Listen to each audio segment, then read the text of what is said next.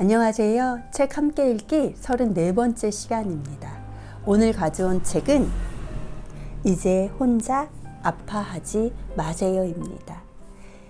김은지 지음 마음의 숲 출판입니다. 김은지님은 소아청소년 정신과 전문의로 마음건강센터 또 센터장으로 아이들의 정신건강을 돌보는데 힘쓰고 있고 청소년들의 우울, 자살을 예방하는 데 노력하고 있습니다. 이 책 머릿말에서는 우리를 망가뜨릴 수 없다로 시작합니다. 재난이 우리를 망가뜨릴 수 없음을 증명하는 수많은 사람들의 따뜻한 연대, 돌봄이 있었다고 머릿말에서 얘기를 하고 있습니다. 사회적 트라우마를 겪은 뒤 제가 만난 사람들은 서로를 보듬으며 치유되고 성장하고 있었습니다. 그 소중한 경험을 이 책에 담았습니다 라고 소개하면서 나는 당신과 함께입니다로 머릿말 글 내용이 끝나고 있습니다. 연대 부분에서 인상적이었던 내용은 이것입니다. 필요할 때 그 자리에 있어주는 것에서 어느 날 생존 학생들이 학교에서부터 여의도 국회의사당까지 행진을 했습니다. 너무 더운 여름이었고 선생님은 이 더운 여름에 무슨 일이 생길지도 모르니까 아이들 주치 입장에서 함께 가기로 했습니다. 그런데 구두를 신고 온 선생님을 보고 아우 됐어요 오지 마세요 라고 했는데 선생님은 슈퍼 같은 데서 운동화를 사 신고 함께 행진을 합니다. 그 이후에 단원고와 그 선생님의 연대가 시작되는 순간이 바로 이 순간이었다고 기억을 하시는데 돕는다는 행동은 상대방을 도움받는 대상으로 만드는 경향이 있지요.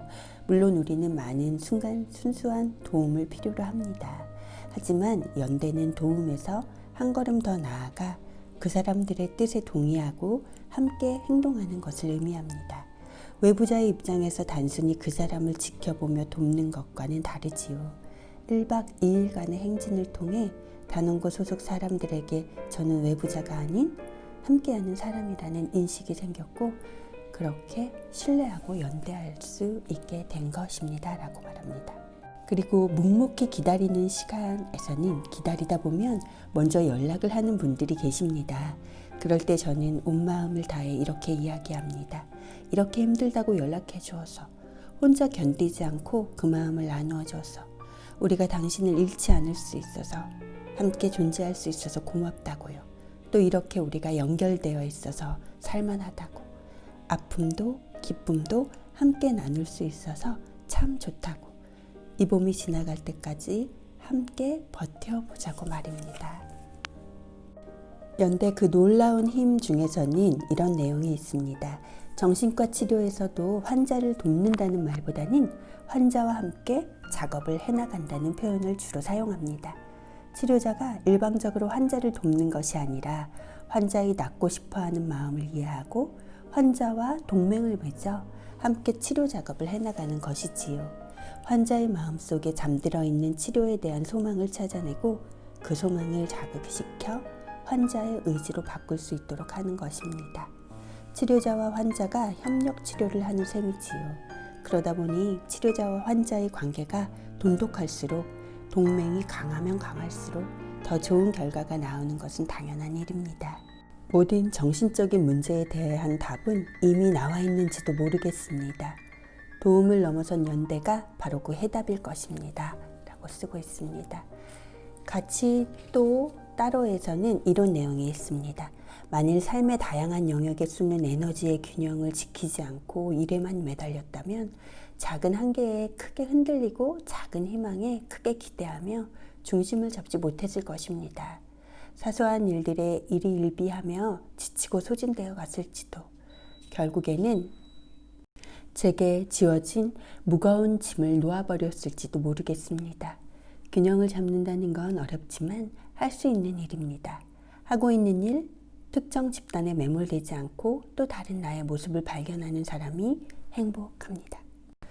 그리고 스톡데일 패러독스라는 말의 탄생 일화를 말하고 있는데, 베트남 전쟁 당시 포로로 잡혀 있다가 살아남은 미군 장교 제임스 스톡데일의 이름에서 유래된 스톡데일 패러독스는 냉혹한 현실을 냉철하게 받아들이면서 절대로 포기해서는 안 되며 마침내 승리하고 말 것이라는 신념을 갖고 이겨내는 합리적 낙관주의 이론으로 알려져 있습니다. 당신들은 수용소에서 어떻게 살아남을 수 있었습니까? 무엇이 당신을 살아남을 수 있게 만들었습니까? 라는 질문에 스톡데일은 항상 같은 대답을 했다고 합니다. The man next door. 옆에 있는 사람 덕분이었습니다. 그곳에 가본 사람이라면 벽 너머에 있는 이웃, 그 지구상에서 가장 소중한 존재가 바로 그 이웃이라는 것을 알고 있다라고 얘기하며, 이 이야기는 함께의 힘을 여실히 보여줍니다. 그저 붙어 있다고 함께 한다고 할 수는 없습니다. 소통이 전제된 관계가 진정으로 함께하는 관계인 것입니다. 라고 말합니다. 1장 연대 마지막 글 관심을 갖는 것만으로 빛이 날 때가 있습니다의 마지막 구절을 읽겠습니다. 때로는 어려운 목표를 향해 나아가는 방향성을 지키는 것만으로도, 포기하지 않고 관심을 가진 채 목표에 집중하는 것만으로도 빛이 날 때가 있습니다. 어쩔 수 없다는 이유로, 해결하기 어렵다는 이유로 우리가 우리 사회의 아픈 부분을 외면하지 않기를 소망합니다. 2장 돌봄 중 인상적인 내용입니다. 어떤 존재를 돌보기 위해서 스스로의 감정과 욕구를 조절하고 인내하며 난관을 헤쳐나갈 때 우리는 스스로를 성장시켜 나갑니다. 혼자라면 절대 하지 않을 일을 누군가를 돌보게 되면 흔쾌히 하게 되는 것이지요. 어떻게 보면 무언가를 보살피는 일은 동시에 나를 돌보고 조절하는 일일지도 모르겠습니다. 그리고 그 속에서 함께 성장한다는 것은 분명 멋진 일임에 틀림없지요. 그토록 힘든 시간을 버텨낼 수 있게 한 힘 중에서는 한국 어린이 안전재단이라는 곳에서 나온 분들이 잠깐 소개되는데, 그분들은 1999년 시랜드 참사로 아이를 잃은 부모들이 만든 단체로 이 땅의 아이들이 안전하게 생활할 수 있도록 그런 재단을 만들어서 또 다른 누군가를 돕고 있었습니다. 그리고 아이들에게 이렇게 물어본 내용을 한번 읽어보겠습니다. 이렇게 힘든 시간을 버텨낼 수 있도록 도와준 건 뭐니? 아이들은 가족, 친구, 그리고 자신들을 위해 봉사하고 도와준 분들을 꼽았습니다. 그 많은 온정들이 피해자들에게는 가족과 친구 못지않게 커다란 자원이 된다는 사실을 새삼 느끼게 되었습니다. 재난 피해자들의 돌봄은 재난으로 인한 무력감으로부터 스스로를 지키는 데에도 도움이 됩니다. 또한 돌봄을 받는 사람들의 마음에 또 다른 돌봄이라는 소중한 씨앗을 뿌리지요. 돌봄은 씨앗처럼 퍼져나가 새로운 곳들에서 다시 자라게 됩니다. 세월호 생존 학생들이 모여 만든 운디드 힐러라는 단체가 있습니다. 자신들처럼 트라우마를 입은 아이들을 어떻게 하면 도와줄 수 있을까 고민하다 만든 단체입니다. 처음에는 마음건강센터에 인턴십을 통해 모였습니다. 취약계층 아이들이 어떤 심리적인 어려움들을 겪고 있는지 몸소 체험했었지요. 그리고 많은 아이들이 여전히 학대, 학교폭력, 사고 등 많은 트라우마에 노출되어 있다는 것을 알게 되었습니다. 그래서 안산 지역 아이들이 트라우마를 더 쉽게 이해할 수 있게 인형극을 만들어 지역 아동센터에 교육을 하러 다니기 시작했습니다. 어린아이들을 교육하는 것이 쉬운 일은 아니었지만 관심을 가지는 아이들도 있었기에 뿌듯했다고 합니다. 그리고 더 많은 아이들이 트라우마에 대해 알 수 있도록 동화책도 만들었지요.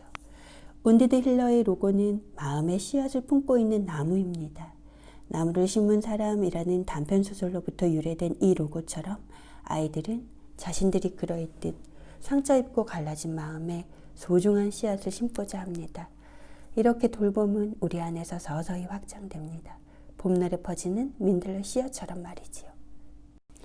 또 다른 한글 산소 마스크를 엄마가 먼저 쓰는 이유 중 인상적인 내용입니다. 한편 큰 교통사고와 같이 아이들의 생명을 위협받는 사고를 겪은 부모들은 아이들이 죽을 뻔했다는 사실에 너무 놀랐기 때문에 계속 살아있는지 확인하는 행동을 보입니다. 자다가 일어나서 아이를 만져보거나 아이의 안전을 확보하기 위해 연락에 과도하게 집착하고 아이를 감시하게 됩니다. 아이 입장에서는 감옥에 갇힌 것 같은 기분이 드는 것이지요. 이런 경우 부모의 불안으로 인한 구속 때문에 발달 과정에서 자연스럽게 생겨야 하는 분리 독립 관계가 느리게 만들어지고 독립심과 의존성이라는 양가적인 감정이 충돌하면서 부모와 갈등이 생깁니다. 이때도 부모의 불안이 먼저 다루어져야 합니다. 심리적 외상에 노출된 청소년들은 정서적, 사회적 어려움에도 불구하고 발달 과제를 완수해야 합니다. 사회성, 인지, 정서, 신체 등의 발달이 지속되어야 하고 진로를 탐색하며 자아상을 확립하여 독립된 개체로서 세상에 나갈 준비를 해야 합니다. 때문에 트라우마에만 집중한 평면적인 심리 지원이 아니라 발달 과제를 완수할 수 있도록 다각도에서 접근하는 입체적인 전략이 필요합니다. 이 과정에서 부모는 아이의 발달이 잘 진행될 수 있도록 모니터링하면서 나름의 조언을 해주어야 합니다. 하지만 부모가 아이의 심리적인 충격을 잘 해결하지 못한 채 무엇이든 요구하는 대로 들어주거나 지나치게 감시하고 제한하는 일들이 종종 벌어집니다. 어른들은 자신의 감정에 몰두해 아이들의 발달 과정에 대한 고려 없이 물질적, 감정적 공세를 펼칠 때 아이들은 오히려 퇴행하게 됩니다. 지나친 걱정과 감시가 끝내 아이를 망치는 결과를 불러오는 것이지요. 아이들에게 필요한 것은 따뜻한 공감과 끊임없는 지지, 그러면서도 한결같은 훈육입니다. 물질적 공세, 무조건적 허용이나 감시가 아닙니다. 트라우마로 요동치는 아이에게 끊임없는 지지, 공감, 일관된 훈육을 제공하려면 부모가 안정되고 건강해야 합니다. 아이의 정서 형성에 가장 큰 영향을 미치는 부모가 균형을 잡을 수 있도록 먼저 전문가에게 지지라는 산소 마스크를 받는 이유입니다. 저는 그 산소 마스크를 건네주는 역할이고요. 돌보는 사람들을 위한 돌봄이라는 글 중 인상적인 내용입니다. 누군가를 돕는 사람은 돕는 사람으로서의 자신과 일상을 살아가는 개인으로서의 자신을 잘 구분할 수 있어야 합니다. 앞에서도 이야기했듯 균형을 수호해야 하는 것이지요. 이런 상황에서 쉬는 것은 이기적인 거야. 다른 사람들은 주야로 바쁘게 일하니까 나도 그렇게 해야 해. 이 일은 나만 할 수 있어. 이런 생각들은 돌봄을 제공하는 사람들이 흔히 빠지는 생각이지만 더 빠른 소진을 일으키는 요인이 되기도 합니다. 이런 생각을 하는 대신 스스로 얼마나 삶의 균형을 잘 지키고 있는지 살펴보고 함께 일하는 사람들과 대화하며 자신의 가진 어려움을 나누어야 합니다. 또 재난을 해결하기 위해 자신의 힘을 보태는 것과 개인의 일을 모두 내 삶에 통합시키고 이 모든 일에 나름의 의미를 부여하여 자신이 나아가고자 하는 방향을 잃지 않는 것이 중요합니다. 점점 나아지고 있기는 하지만 재난이나 트라우마의 간접 피해자가 될 수 있는 재난 현장 종사자, 아동학대 기관 종사자, 소방관, 경찰관 등 다른 사람들을 돕는 사람들에 대한 지원과 이해는 아직도 부족한 실정입니다. 돌봄에 종사하는 사람들 또한 돌봄이 필요하다는 생각을 하고 이와 관련된 지원을 확대해 다른 사람을 돕고자 하는 따뜻한 마음을 가진 사람들이 건강하게 일할 수 있는 사회가 되었으면 좋겠습니다. 쿵푸 팬더라는 글에서는 쿵푸 팬더 주인공인 포와 포를 키운 두루미의 얘기를 하는데요. 두루미는 작고 바쁘게 움직이며 적게 먹지만 팬더는 덩치가 크고 느리게 움직이며 많이 먹습니다. 두루미는 포를 많이 사랑하지만 종종 그 모습을 이해하지 못하고 비난하기도 합니다. 국수집을 운영하는 두루미는 포가 국수집을 이어받기를 원하지만 포는 중국 무술 쿵푸에 빠져 있어 골머리를 앓습니다. 게다가 아빠는 두루미인데 자신은 왜 팬더냐고 포가 물을 때마다 무척 곤란합니다. 어느 날 포에게 놀라운 일이 생깁니다. 포의 친아빠가 나타난 거죠. 포는 친아빠를 따라 팬더 마을로 가게 됩니다. 팬더 마을에서는 만두를 젓가락으로 먹는 대신 서너 개씩 손으로 집어먹고 언덕을 계단으로 내려가는 대신 굴러서 내려갑니다. 이것을 본 포는 이렇게 외칩니다. 이것 봐, 다른 방법이 있을 줄 알았어. 두루미의 가르침 아래 자랐지만 늘 본연의 모습대로 살고 싶은 욕구가 마음 한편에 있었던 거죠. 두루미의 가르침대로 사는 것과 타고난 본인의 욕구대로 움직이는 것 사이에서 포는 늘 갈등을 겪었고 그로 인해 종종 열패감에 빠지기도 했습니다. 하지만 팬더 마을에 온 포는 자신이 원하는 것을 쫓는 행동이 잘못되지 않았다는 걸 알게 되었죠. 자신이 원하는 대로 자신의 모습 그대로 살아도 된다는 사실을 깨달은 겁니다. 부모는 자식을 돌보는 대상이라고 규정하고 자신이 돌봄을 제공한다고 여기기 때문에 강압적이고 일방적으로 훈육하기가 쉽습니다. 실제로 진료실에 오는 청소년들 대부분의 불만은 부모의 일방적인 소통 방식에서 나옵니다. 어쩌면 도움을 준다는 것은 상대방이 원하는 바를 먼저 살펴보는 것에서 시작하는지도 모르겠습니다. 아이는 독립적인 생활을 원하는데 엄마는 아이의 일에 사사건건 개입하며 도와주려고 합니다. 남편은 부인과 편안한 시간을 보내고 싶어 하지만 부인은 남편을 위해 헌신합니다. 아무리 상대방에게 열심히 노력을 쏟아부어도 상대방이 원하지 않는 방향이라면 좋은 돌봄이라고 하기는 어렵습니다. 포가 전설에 나오는 용의 전사가 될 수 있었던 건 자기 고유의 정체성을 추구했기 때문입니다. 돌봄 역시 상대방의 기질 파악에서부터 출발해 그 사람의 욕구를 온전히 존중하는 방향으로 이루어져야 함을 명심하세요. 경계를 지켜주세요라는 글에서는 타인과의 경계를 지키기 어려워하는 분들에게 3가지 원칙을 실천해 보라고 이야기합니다. 첫 번째, 상대방의 요구에 먼저 귀 기울이기. 두 번째, 상대방의 요구와 나의 소망 구분하기. 세 번째, 상대방의 요구와 상관없이 나의 소망으로 어떤 행동을 할 때 그 어떤 대가도 기대하지 않기. 어디까지가 나의 삶이고 어디부터가 그 사람의 삶인지 살펴보세요. 경계가 내 눈에 잘 보일 때 서로에게 더 잘해줄 수 있고 돌봄을 통해 진정한 행복과 감사를 느끼게 됩니다. 저 역시 이 경계의 존재를 항상 인식하고 있고 그로 인해 종종 선물 같은 시간이 찾아오기도 합니다. 이 일을 할 수 있음에 항상 감사하는 계기가 되지요. 인간의 회복 탄력성 분석에 대한 연구 글에서는 사회 돌봄의 중요성을 얘기하고 있습니다.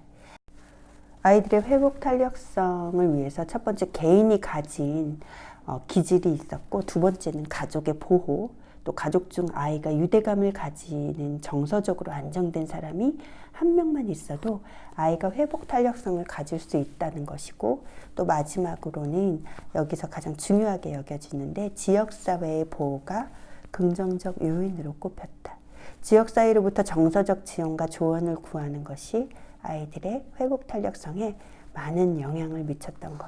그래서 교사, 이웃, 멘토, 친구의 부모님 등이 아이들을 보호하는 요인으로 작용했다고 카우아이 연구라는 그 연구 결과는 말하고 있습니다. 이 연구에서 꼽은 3가지 요인 중 지역사회 보호 요인에 특히 주목했으면 한다고 말하고 있는데요. 태어나는 아이들은 부모를 정할 수 없고 그래서 어떤 아이들은 학대 가능성이 큰 위험한 환경에서 태어나기도 하는데 어쩌면 세상은 태어날 때부터 불공평한 것인지도 모르겠습니다. 하지만 다행히도 우리가 그 아이들에게 해줄 수 있는 것이 있습니다. 믿을 만한 어른이 되고 아이들이 보호받을 수 있는 복지시설을 늘리고 함께 아이들을 키우는 지역사회 공동체 문화를 만들어가는 것이죠. 이런 어른들과 사회의 노력 속에서 빛을 잃었던 아이들은 다시 웃음을 찾아 재능을 빛내며 우리 사회의 든든한 구성원으로 자라날 것입니다. 라고 희망을 전하고 있습니다. 우리 사회가 환명기를 지나 회복기로 가기라는 글에서는 재난 전문가들은 재난의 단계를 재난 전기, 충격기, 영웅기, 허니문기, 환멸기, 회복기의 6단계로 나눈다고 소개하면서 이런 글을 썼습니다. 이제 우리 사회도 조금씩 변화해갔고 지금도 진행 중입니다. 세월호 참사 이후 언론의 역할과 보도 및 취재 시 준수사항에 대한 논의들이 있었고 더 많은 사람들이 재난 피해자들을 보호하고 지지하는 일이 중요하다는 것을 느끼고 있습니다. 아이들에게 발달 단계가 있듯이 사회 역시 발달 과정을 거칩니다. 트라우마를 통해 개인이 성장하듯 사회도 트라우마를 겪은 후의 대처에 따라 한 단계 더 성장할 수 있습니다.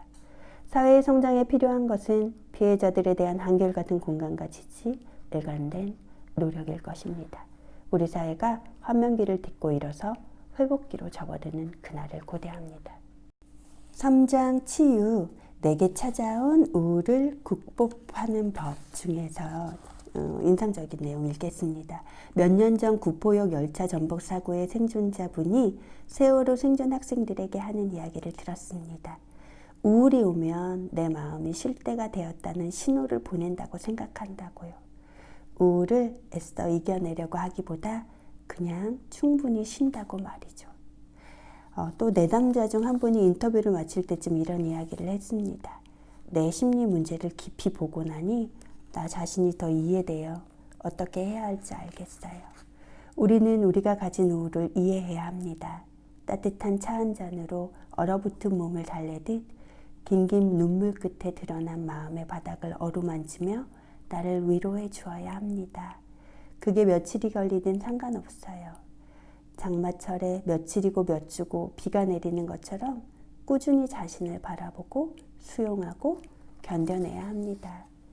때때로 찾아오는 우울의 시간도 밝고 행복한 시간만큼 반갑게 맞이해 주어야 합니다. 그래야 우리 마음속에 널린 무수한 그림자들이 온전한 나로 하나 될 테니까요. 또 마음의 선글라스 벗기라는 글에서는 이런 내용이 있습니다. 저는 우울하거나 불안할 때는 중요한 결정을 최대한 미루도록 권고합니다. 학교를 그만둔다거나 퇴사하는 것, 이혼을 하는 것 등 앞으로의 삶에 큰 영향을 미칠 수 있는 결정은 특히 그렇습니다. 선글라스를 낀 상태에서는 사물의 형태도 돌아가는 상황도 파악하기 쉽지 않으니까요. 당신이 너무 힘들지 않기를 바란다라는 글입니다. 세상에 기적이 있다면 나는 그것이 사람 안에 있을 거라 믿는다. 그 기적 중 많은 승리는 타인과의 관계에서 시작될 거라 믿는다. 때로는 말로 설명하기 어렵다. 매일매일 우연히 운명처럼 누군가를 만나고 관계의 빛깔은 인생을 빼곡히 채워나간다. 표정, 떨림, 오묘한 공기. 영원의 순간에 기적이 일어나고 있다. 우리도 모르는 순간에. 하지만 생각하고 싶지 않을 수도 있다. 이야기하고 싶지 않을 수도 있다. 진료실에 오고 싶지 않을 수도 있다. 약을 먹고 싶지 않을 수도 있다. 괜히 생각하면 마음만 더 힘드니까. 이야기해봤자 해결되는 건 없으니까. 진료실에 오면 긴장되고 두려우니까. 약을 먹으면 내가 진짜 망가진 것 같아서. 그럴 수 있다. 정말 그럴 수 있겠다. 나 같아도 그렇게 느껴질 수 있겠다. 누구나 자신의 때가 있다. 자신만의 시간표가 있다. 당신의 템포를 나는 존중한다. 다만 나는 당신의 정신과 의사로서 당신이 너무 힘들지 않기를 바란다. 가능하면 너무 힘들기 전에 도움을 받았으면 한다. 나를 신뢰한다는 전제하에 당신은 스스로 선택할 수 있다. 당신이 원하는 대로 무엇을 고르든 나는 당신이 원하는 만큼 도울 것이다. 4장 성장 부분에서는 일상과 트라우마 사이의 영원한 진자운동, 그중 인상적인 부분 읽겠습니다. Somatic Experiencing이라고 하는 트라우마 치료에서는 진자운동을 이야기합니다. 트라우마를 서서히 해결하기 위해서 트라우마와 자원 사이를 왔다 갔다 하면서 치료를 하는 것이지요. 환자를 트라우마에 머무르게 한 후 각성 상태가 너무 올라가면 자원을 초대하여 자원에 머무르게 합니다. 그러면 자원을 통해 힘을 충분히 채워서 다시 트라우마를 탐색할 수 있지요. 이 과정을 통해 환자가 조절력을 가질 수 있게 합니다. 트라우마를 다루면서도 조절할 수 있는 범위에 머무를 수 있다는 통제감과 안정감을 주는 것이지요. 어쩌면 우리의 삶은 트라우마 치료처럼 일상과 재난이라는 진자운동을 반복하는 것일지도 모르겠습니다. 우리는 코로나로 인해 일상을 잃어가고 있습니다. 마스크를 벗고 맑은 공기를 들이마시는 것조차도, 마음껏 놀러 나가는 것조차도 쉽지 않은 일이 되었습니다. 아이들은 친구들과 뛰어노는 시간을 잃었고 어른들은 동료들과 어울리는 시간을 미루었습니다. 저는 그래서 한동안 꽃을 키웠습니다. 감자와 토마토도 키웠습니다. 손수 키운 바질로 바질 페스토 스파게티를 만들고 큰아들이 막 캐낸 감자로 그라탕을 만들었습니다. 작은 아들은 베란다 텃밭에서 방울토마토를 한 바구니 따오고요. 그렇게 차린 식탁을 어여쁜 제라늄으로 장식하면 행복이 따로 없었습니다. 그 기동을 반복하면서 더 큰 기쁨과 슬픔을 맛보았습니다. 인생이란 어쩌면 이런 것일까요? 코로나를 없애는 것이 가능한지 모르겠습니다.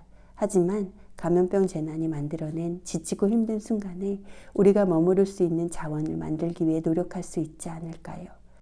아침에 코로나 확진자의 숫자를 들여다보기보다 내 마음을 따뜻하게 해줄 플레이리스트를 확인하는 것, 엉망이 된 여행 계획에 분노하기보다 남은 여유와 자유로움에 관심을 두는 것, 이렇게 작은 자원들에게로 극이동하면서 우리의 삶을 채워가다 보면 아름다운 모자이크로 채워진 지난 시간들을 발견할 수 있을 겁니다. 이 책을 쓴 김은지 선생님 참 따뜻한 분인 것 같습니다. 치료자는 약속을 지킨다는, 그래서 치료자는 원래 약속을 지켜야 하는 사람이고 보이지 않더라도 곁에 있어주는 사람이니까요 라는 거 밝히면서 굳이 안산에 개원을 한 건 처음 단원고에 들어갔을 때 학부모들에 대한 약속을 지키기 위해서였다고 고백하고 있는데 이런 어른들이 참 계셔서 다행이라는 생각을 읽는 내내 했습니다. 책 함께 읽기 34번째 시간 이것으로 마칩니다. 끝까지 함께 해주셔서 감사합니다.